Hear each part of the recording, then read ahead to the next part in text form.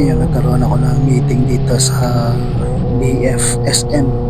Magkaiba pala to sa SM Sukat. Ngayon ko lang nalaman, kaya pala hindi ako familiar dun sa parking. Akala ko nag-renovate itong SM kasi nakapunta ko dati sa SM Sukat. Nanibago ako sa layout. Yung pala magkaiba pala itong SMBF sa SM Sukat. Anyway, iniiwasan ko sanang mag 6 hour kapag ganitong maulan, kasi siyempre madalas ang kalsada, pero pag sukat na traffic kasi yan nag 4 wheels ako dyan, nagtutid lang ako sa traffic, kaya kahit na maulan, motor na lang, mas mabilis, mas madali. So yun na nga, tapos na yung meeting ko dito sa client. Pabalik na ako ng Makati. At ito na nga, tail end pa lang ito ng traffic.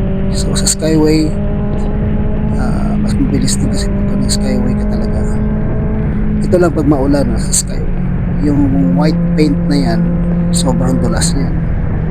Pero kung nag-filter ka syempre sa mga sasakyan, hindi may iwasang makatapa ka dyan.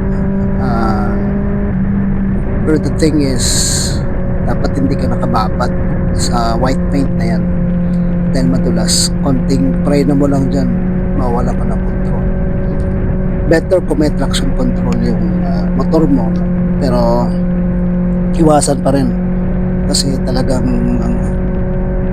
pag nag-slide ka, kung naka-filter ka, syempre dikit ka dun sa mga sasakyan, pumalo. So aliw lang din kapag ganitong maulan kasi hindi ka pagpapawisan basa ka nga lang.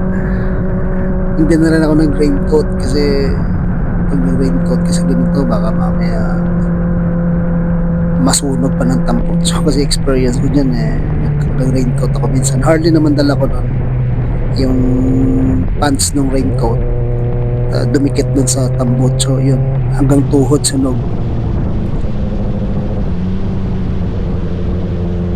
Dito naman sa Skyway, nagulat ako pabalik ng Makati. Ang ano natin, nasa 4 o'clock, 5,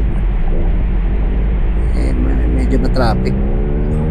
Kadalasan pagka ganitong oras ang traffic palabas ng Makati kasi mga trabaho, labasan na, uwian na nila.